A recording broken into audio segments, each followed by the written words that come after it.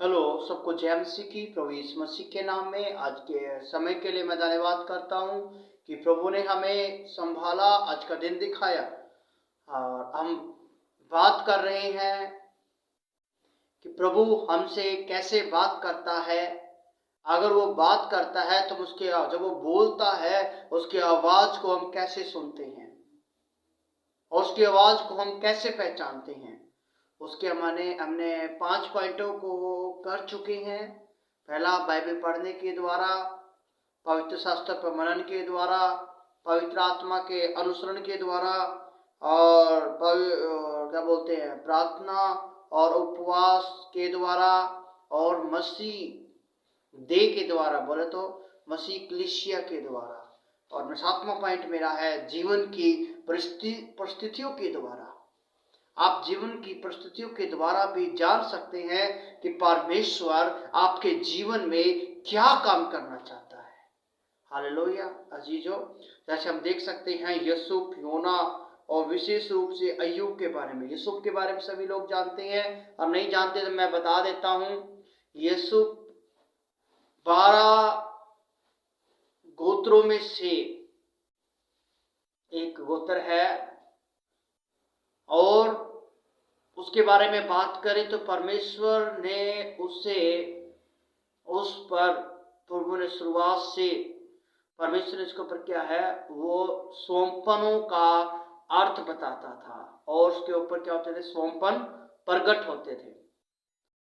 और हम देखते हैं और क्या हुआ, इस कारण वहां के उसके जो भाई लोग थे वो उसे क्या करते थे, उसे अच्छा नहीं रखते थे, लाइक नहीं करते थे, परेशान करते थे। और इतना ही नहीं, एक बार उसने सोमपन देखा कि उसने क्या देखा, उसने सोमपन में देखा कि कैसे वहां पर जो 13 पुड़ी की जो गट्ठी हैं वो क्या है, 13 में से जो एक को 12 जो पुड़ी की जो गट्ठी हैं वो क्या कर रहे हैं, उसके सामने 12 उसके सामने क्या कर रहे हैं, झुक रहे हैं। जब इस बात को उसने अपने भाइयों में बताया तो उसके भाइयों ने उसे क्या किया, विरोध किया, और उसके बाप ने उसको डांटा।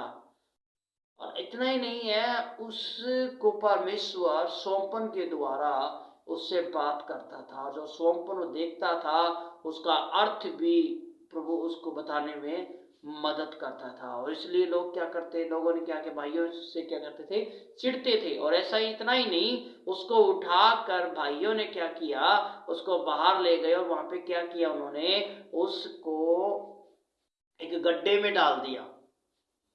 गड्ढे में डाल दिया गया। इतना ही नहीं, उसको क्या कर दिया गया, क्या वो अगर बात करूं मैं, उनको बेच दिया गया। और उसके बाद क्या है, वो बेच दिया गया, उसे गुलामों की तरह रखा गया। और जहां भी उसको जो वहां का जो राजा का जो भी सिपाही था या जो भी उसका एक सूबेदार था, उसके हाथ में उसको दिया।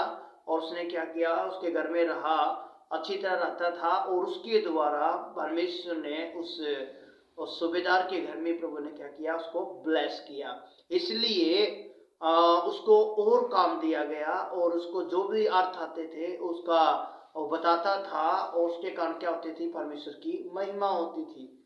और वही क्या हुआ, और हम देखते हैं उसके बारे में, उसकी जो पत्नी थी, पोतीहर की जो पत्नी थी सूबेदार की, उसने क्या किया, उसको देखा और उसकी तरफ क्या किया, उसे फंसाने की कोशिश किया। और उसने वहां से भागने की कोशिश किया। उसने कहा कि प्रभु ने मुझे क्या किया है, मेरे स्वामी ने मुझे क्या कुछ मेरे हाथ में दिया है, बट मुझे आपके ऊपर हक नहीं दिया।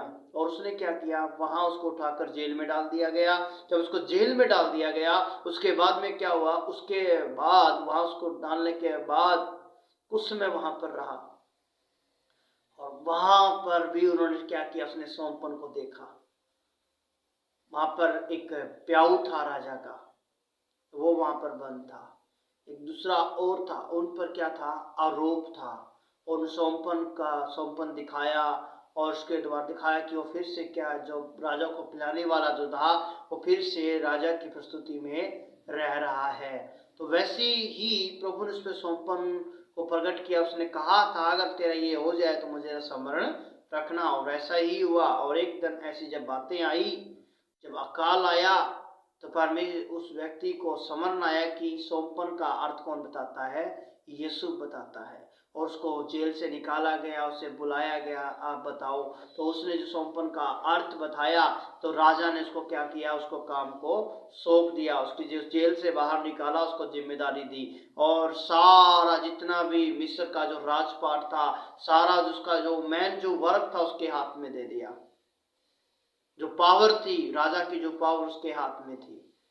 तो कहने का मतलब है कि यीशु का जीवन परमेश्वर ने बदल दिया, बट उसने कभी भी उस चीज के प्रति उसने ये नहीं कहा कि मेरे साथ में क्या हो रहा है। उसने हमेशा प्रभु का धन्यवाद किया। योना के बारे में देखते हैं। योना, अगर हम बात करें, योना निनवे देश में जाना नहीं चाहता था, पर फिर भी प्रभु उसे निनवे देश में लेके गया।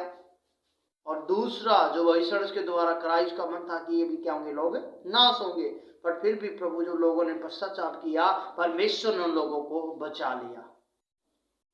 उस कहानी को जब पढ़ते हो वहां पे भी सीखने को मिलता है कि योना निनवे जाना नहीं चाहता था, फिर भी परमेश्वर को क्या किया, उसको क्या किया, निनवे शहर में लेकर गया। वैसे ही अब अय्यूब की जब स्टोरी को पढ़ते हैं, वहां पे हम देखते हैं कि अय्यूब के पास बहुत सारा पैसा था। अगर मैं बात करूं अय्यूब और अब्राहम का जो समय कालीन बताते हैं, बाइबल को देखें तो एक वो समय कालीन कुछ बराबर का है। और अय्यूब के पास बहुत पैसा था, और इतना ही नहीं है, सब कुछ को प्रभु ने दिया था। और जब उसकी, और इतना ही नहीं, शैतान के सामने जब परमेश्वर बात बोलता है कि अय्यूब जैसा कोई है, उसने इस बात को रखा, और परमेश्वर ने क्या किया, उसकी परीक्षा शैतान को मौका दिया कि उसकी परीक्षा ले, उसको परखे, और वैसा ही हुआ। हालेलुया। वैसे ही, और इतना ही नहीं, वो व्यक्ति अंत समय तक प्रभु के साथ में वफादार रहा, और प्रभु ने क्या, उसके जीवन को बदल दिया। और भी हम बहुत सी बातों को देखें। परमेश्वर जीवन की परिस्थितियों के माध्यम से अधर्म लोगों से बात करता है। परिस्थितियों के माध्यम से अपने लोगों से क्या करता है, वो बात करता है। इसलिए अजीजों, अगर आपकी परिस्थितियां आती हैं तो आप क्या नहीं करना, घबराना नहीं है। हालेलुया। क्या नहीं करना, घबराना नहीं है। अगर आप पर परिस्थितियां आती हैं, यीशु पे परिस्थितियां आई, वो लोग घबराए नहीं। योना भी परिस्थितियां आई और नहीं चाहते हुए प्रभु उसको वहां पे लेकर, उसके परमेश्वर उस परिस्थिति के द्वारा समझाना चाहता था कि जितना मैं आप इजराइलों से प्यार करता हूं, उतना मैं सब जाति मेरे लिए क्या है, महत्वपूर्ण है। और उसने अय्यूब के द्वारा भी अपने आप को प्रकट किया कि मैं कितना मैं प्यार करता हूं, और मैं क्या करता हूं, मैं अपनों से भी क्या करता हूं, परीक्षा को लेता हूं। और हम 30 और बात करें तो परमेश्वर ने पौलुस की पुष्टि के लिए अगबुस को व्यवहार किए और उससे बात किया। यहाँ पर हम देखते हैं, जब प्रेरितों के काम 21 अध्याय उसके 10 से लेके 14 को जो हम पढ़ते हैं, हम उसको पढ़ सकते हैं। प्रेरितों के काम 21 अध्याय उसका 10 से लेके 14 तक लिखा है, इस प्रकार से लिखा है। जब हम वहां बहुत दिन तक रह चुके तो अगबुस नामक एक भविष्यद्वक्ता यहूदिया में आया। उसने हमारे पास आकर पौलुस का कटिबंध लिया और अपने हाथ पांव बांध कर कहा, पवित्र आत्मा यह कहता है, जिस मनुष्य का यह कटिबंध है उसको यरूशलेम में यहूदी इसी रीति से बांधेंगे और अन्य जातियों के हाथ में सौंपेंगे। जब हम ये बातें सुनी तो हम और वहां के लोगों ने उससे विनती की कि यरूशलेम को ना जाए, परंतु पौलुस ने उत्तर दिया, तुम क्या करते हो कि रो कर मेरा दिल तोड़ते हो। मैं तो प्रभु यीशु के नाम के लिए यरूशलेम में न केवल बांधे जाने ही के लिए वर मरने के लिए भी तैयार हूँ। जब वह उससे न माना तो हम यह कहकर चुप हो गए, प्रभु की इच्छा पूरी हो। हालेलुया। यहाँ पर हम परमेश्वर के वचन को देखते हैं कि यहाँ पर क्या है, परमेश्वर की इच्छा पूरी हो। यहाँ पर परमेश्वर ने पौलुस के बारे में वहाँ का जो भविष्यवक्ता अगबुस नाम का जो व्यक्ति था, वहाँ पर एक भविष्यवक्ता है, उसने क्या किया, उसके बारे में बताया कि परमेश्वर तुम्हें कैसे आने वाले समय के अंदर आपको यरूशलेम में डाला जाएगा। पर फिर भी उसने क्या किया, उस चीज को कहा कि प्रभु की इच्छा पूरी हो, मैं उस काम को करूंगा और मैं यीशु मसीह के लिए जान देने के लिए भी तैयार हूँ। हालेलुया। आज का जो मेरा जो विषय है, मैं बात कर रहा था जीवन की परिस्थितियों के द्वारा। प्रभु आपके जीवन में जीवन की परिस्थितियों के द्वारा भी आपसे बात करता है। आज मेरा आपसे एक सवाल है, क्या आप जीवन की परिस्थितियों में परमेश्वर के प्रति वफादार रहेंगे? अगर वफादार रहेंगे तो मैं चाहता हूं कमेंट में यस डालिए। और दूसरा, जब परिस्थितियां आप पर आएंगी, जब परिस्थितियां आपके ऊपर आती हैं, क्या आप परमेश्वर की योजना को समझना चाहेंगे? और तीसरा मेरा पॉइंट आपसे बात करने का सवाल है कि जब परिस्थितियां आप पर आएंगी, उस समय आप अपने ध्यान को कहां पर केंद्रित करेंगे? इन पॉइंटों को आप ध्यान से सुनिए। तीनों सवालों को मैं चाहता हूं कि जवाबों को आप अपने कमेंट बॉक्स में डाल सकते हैं। और मैं आज मेरा छठा जो विषय था, जीवन की परिस्थितियों के द्वारा भी क्या करता है, प्रभु हमसे बात करता है। मेरा जो मेन जो टॉपिक था, मेरा जो विषय चल रहा है, थोड़ा सा लंबा विषय है, उसमें मैंने बात किया था क्या परमेश्वर हमसे कैसे बात करता है। अगर वो हमसे बात करता है, अगर वो बोलता है, तो हम उसकी आवाज को कैसे पहचानते हैं? हालेलुया। हाँ जी, जीवन की परिस्थितियों के द्वारा। ये भी एक टॉपिक है। जीवन की परिस्थितियों के द्वारा भी हम जान पाते हैं कि परमेश्वर हमसे बात करता है और परमेश्वर हमें क्या बताना चाहता है। हम उसकी आवाज को पहचान सकते हैं। जब परिस्थितियां आएंगी तो आपको ऐसा लगेगा कि अभी मैं क्या हो गया, गिर गया, पर प्रभु उस समय भी क्या करेगा, हमें खड़ा कर देगा। हालेलुया। अभी तक हमारे 6 पॉइंट कंप्लीट हो चुके हैं। मेरा विषय क्या है मैं फिर बता देता हूं। हम परमेश्वर की आवाज को कैसे सुन सकते हैं? जब वो बोलता है तो उसकी आवाज को कैसे पहचानेंगे? नंबर 1, बाइबल पढ़ने के द्वारा और पवित्र शास्त्र पर मनन के द्वारा और पवित्र आत्मा के अनुसरण के द्वारा और प्रार्थना और उपवास के द्वारा और मसीह देह के द्वारा, मतलब मसीह कलीसिया के द्वारा। और छठा पॉइंट मेरा था जीवन की परिस्थितियों के द्वारा। हालेलुया। मैं चाहता हूं कि जीवन की परिस्थितियां जब आए, आप घबराए नहीं।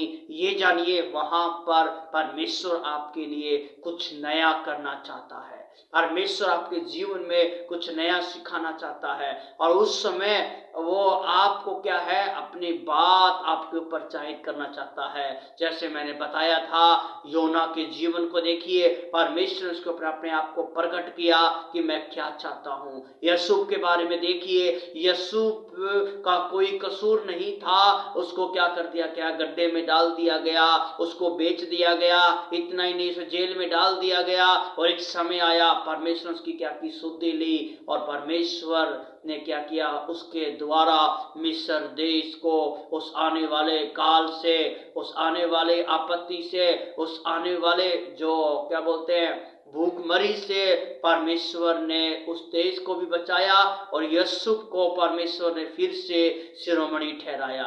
और वैसे और भी बाइबल में देख सकते हैं। और अय्यूब के बारे में बात करेंगे। अय्यूब ने परमेश्वर पर भरोसा रखा। इतना ही नहीं, परमेश्वर से परखा और परमेश्वर से कुछ बताना चाहता था और उसके द्वारा शैतान को भी मुंह तोड़ जवाब देना चाहता था। और क्या हुआ, उसके पास पैसा था, पैसा चला गया, नौकर चाकर चले गए, बीमारियों ने घेर लिया, पत्नी ने भी बोल दिया अभी क्या है, परमेश्वर की तो क्या कर और उसको श्राप देना शुरू किया। उसने कहा नहीं, मैं माँ की पेट से नंगा आया और नंगा ही चला गया। अजीजों, वो लोग इन परिस्थितियों में घबराए नहीं। उन परिस्थितियों के अंदर क्या किया? परमेश्वर को स्मरण किया, परमेश्वर की शरण में रहे। अजीजों, आज मैं चाहता हूं कि जीवन की परिस्थितियों के द्वारा भी प्रभु आपसे बात कर सकता है। आप उसकी आवाज को पहचान सकते हैं। इसलिए जब परिस्थिति आती है तो आप घबराइए नहीं, परमेश्वर की आवाज को ध्यान पूर्वक सुनिए। जब जीवन में परेशानियां आती हैं तो आप प्रार्थना ना छोड़ें। जब जीवन में परेशानियां खड़ी होती हैं तो प्रभु के साथ क्या करें? अपने रिश्ते को बना के रखिए, क्योंकि आपके लिए वो परिस्थितियां हैं और परिस्थितियों के द्वारा परमेश्वर आपसे क्या करना चाहता है? बात करना चाहता है। ओके, जय मसीह की। God bless you. प्रभु आपको ब्लेस करे। और मेरा 7वां पॉइंट है दर्शन और संपन्न के द्वारा। मैं अगले नेक्स्ट क्लास में इसके बारे में बात करूंगा। ओके, जय मसीह की। God bless you. प्रभु आपको आशीष करे और प्रभु आपके जीवन में काम करे। मैं विश्वास करता हूं आज आपको कुछ और नया सीखने को मिला। अगर आपको अच्छा लगे आप लाइक, कमेंट और शेयर कीजिए और चैनल को सब्सक्राइब जरूर कर लीजिए, ताकि आपको ये पूरा जो विषय है, इसके जो टॉपिक्स हैं वो अच्छी रीति से आपको समझ आ जाएं। Okay, God bless you. परमेश्वर आपको आशीष करे और प्रभु आपके जीवन में ढेर सारी खुशियों से आपके जीवन को भर दे।